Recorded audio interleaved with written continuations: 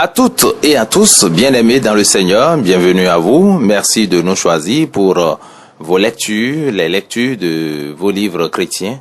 Bien-aimés, nous l'avons et nous ne cesserons de le répéter. Nous l'avons déjà dit et nous ne cesserons de le répéter. Je disais donc, l'objectif de la lecture de ces livres ou de partager ces livres, les contenus des livres chrétiens, des livres des hommes de Dieu ont avec vous, n'est nullement de vous empêcher d'acheter ces livres ou de contribuer au ministère de ces hommes de Dieu.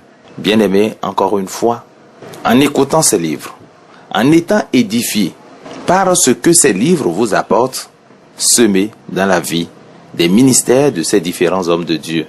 Vous savez, le royaume de Dieu est bien vaste. Et il faut que vous compreniez que votre devoir est d'investir, de semer dans le royaume de Dieu. C'est la seule manière pour vous d'être constamment béni, en écoutant bien entendu la lecture de ces livres. Encore une fois, demeurez bénis. Nous revenons à notre livre « Gagneur d'âme » de T.L. Osborne. C'est ce livre que nous sommes en train de lire depuis peu et nous allons continuer aujourd'hui avec le chapitre 23. Chapitre 23 du livre « Gagneur d'âme » de T.L. Osborne est intitulé « L'empereur, le moine ». Et nous commençons. Les chrétiens payèrent un prix terrible pour leur témoignage de Christ pendant les 3 premiers siècles. Ils furent accusés, arrêtés, emprisonnés, torturés, martyrisés pour leur foi, particulièrement sous les règnes cruels des empereurs Dioclétien et Galère. Cependant, cette impitoyable grande persécution ne réussit pas à faire taire le témoignage de la foi en Jésus-Christ. L'événement clé.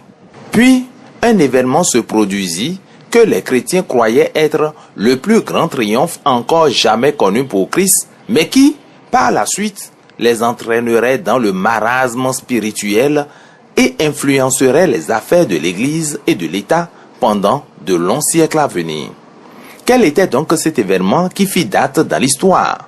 Ce fut la conversion au christianisme de l'empereur Constantin le Grand. À l'époque de sa conversion, il y avait 2 empereurs romains. Constantin était maître de l'Occident et Licinius de l'Orient. Ils tinrent entre eux deux une historique conférence au sommet de la ville de Milan, au nord de l'Italie en janvier 313, peu avant la conversion de Constantin. Lors de cette conférence décisive, pour apporter plus de paix et d'harmonie dans l'Empire, les empereurs promulguèrent leur important édit de Milan par lequel ils s'engageaient d'un commun accord à octroyer une complète liberté religieuse permettant aux citoyens romains de devenir chrétiens. Ils ordonnaient aussi la restitution de tous les biens que l'État avait confisqués aux chrétiens pendant la grande persécution. Ce décret impérial plaça les disciples de Christ sur le même plan d'égalité que ceux de toutes les autres religions et mit fin à la persécution officielle des croyants dans l'Empire romain. L'âge des martyrs se terminait et la transition commença vers l'Empire chrétien. En tant qu'empereur, Constantin croyait qu'il était le serviteur choisi par Dieu, personnellement responsable du bon gouvernement de son Église. Bien que le christianisme ait été une secte minoritaire, le patronage impérial de Constantin eut pour effet d'en faire la religion officielle de tout l'Empire. Être chrétien devint un signe distinctif qui favorisait les citoyens et permettait l'obtention de postes importants ainsi que l'approbation de la société. Le christianisme était devenu si à la mode que beaucoup de temples païens furent fermés et même détruits. L'Église et l'Empire passèrent pour synonymes. Avant la fin du IVe siècle, le christianisme était devenu la seule religion officielle de l'Empire romain. Tutelle impériale à atrophie spirituelle. Cependant, la protection de Constantin et la popularité de la foi chrétienne engloutirent finalement l'Église dans un marasme spirituel et, selon les pages de l'histoire de l'Église, cela précipita le pénible déclin du christianisme originel. Durant cette époque, l'Église grandit en richesse, en nombre et en domination politique et ecclésiastique. Le monde des affaires et l'ensemble des citoyens acceptèrent la foi rendue populaire par l'empereur. Mais la passion de gagner des âmes qui motivait les premiers croyants s'était éteinte. Le christianisme était devenu non seulement officiel, mais impérieux et absolu. La puissance du Saint-Esprit s'était réduite à une doctrine et l'adoration à un rite. Les édits et les dogmes ecclésiastiques avaient remplacé la connaissance personnelle de Jésus. La passion de confesser Christ et de témoigner de lui aux inconvertis avait cessé de brûler dans le cœur des membres de l'Église. La faveur officielle avait étranglé la vie spirituelle des croyants et cette domination par l'établissement religieux allait s'imposer pendant tout un millénaire. Nouveau départ. Puis, une révélation parvint au début du XVIe siècle. Un moine inconnu. Ce fut le début d'une lente et longue redécouverte des vérités et des méthodes qui avaient distingué les premiers chrétiens, mais qui avaient été asphyxiés pendant 1000 ans d'obscurité spirituelle. La première redécouverte fut que la loi ne consiste pas à accepter les dogmes ecclésiastiques, mais à ce que chaque personne se fie aux promesses de Dieu et au mérite de Christ pour son propre salut.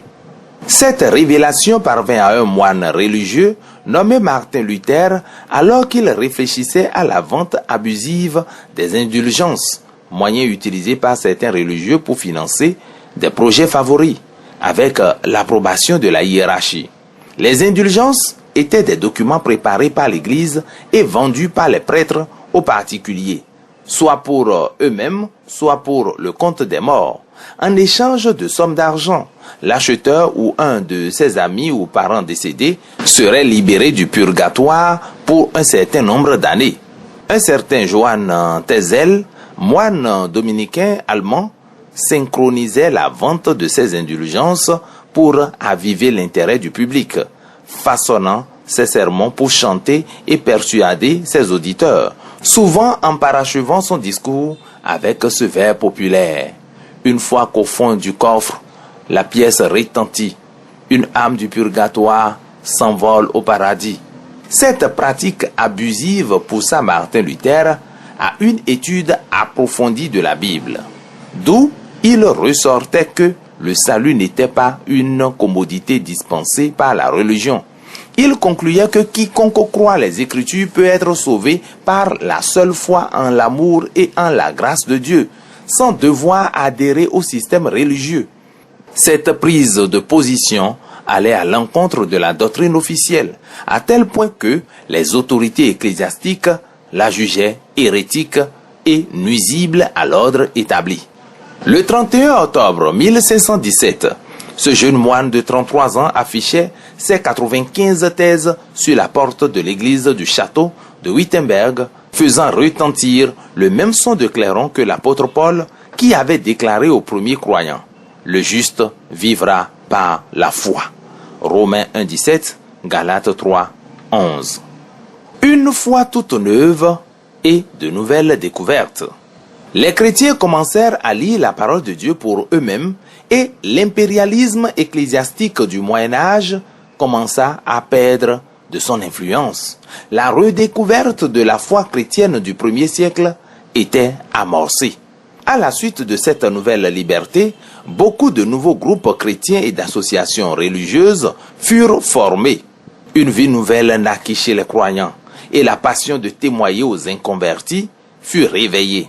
Cependant, ce long cauchemar de l'autoritarisme et de l'hypocrisie du clergé avait précipité la venue du nouvel âge de la raison.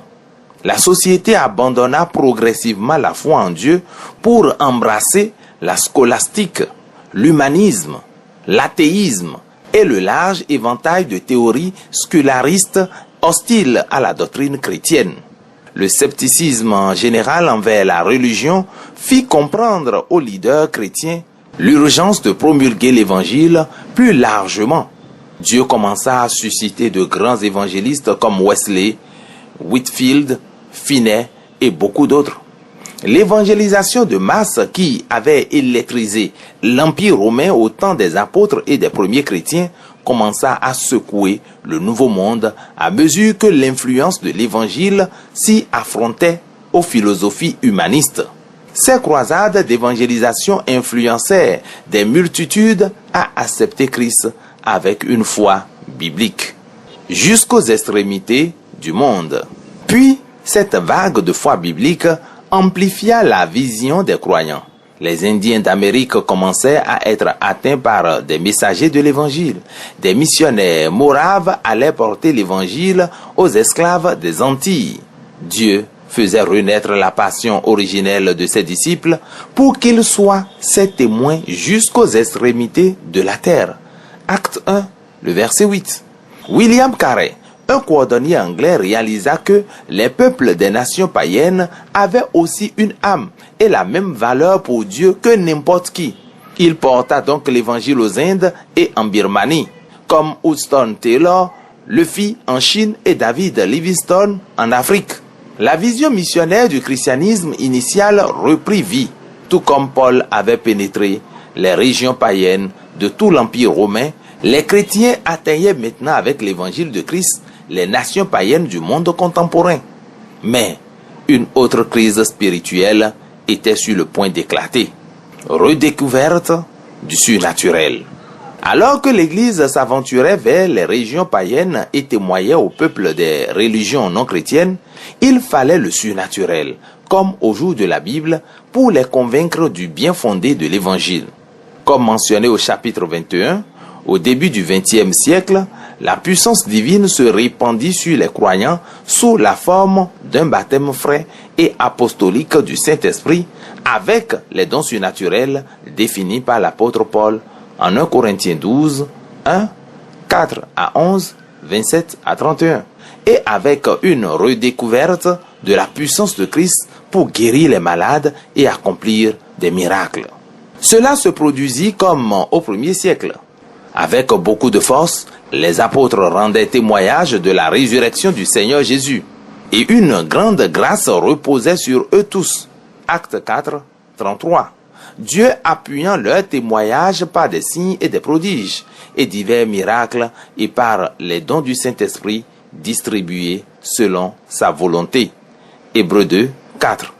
Le retour vers la plénitude spirituelle de Dieu chez les croyants fut long et rempli d'obstacles. Mais manifestement, il se produisit une redécouverte des grandes vérités embrassées par les premiers chrétiens. Ces événements portèrent diverses étiquettes. Au milieu des années 1700, on parlait de camp meeting. Dans les années 1800, les tentes de feuillage étaient en vogue. Puis fut adopté le mot réveil, ensuite appelé évangélisation. Par la suite, les croisades et campagnes d'évangélisation, organisées dans des églises ou de grandes salles pour atteindre les villes, devinrent la norme. À mesure que le Saint-Esprit redevint actif parmi les croyants, la prophétie de Joël citée par Pierre, le jour de la Pentecôte, commença à attirer une attention nouvelle. L'Église réalisait que Christ avait envoyé son esprit sur toute chair et que son plan pour les derniers jours comprenait la prédication de son message à la fois par les fils et les filles, les serviteurs et les servantes.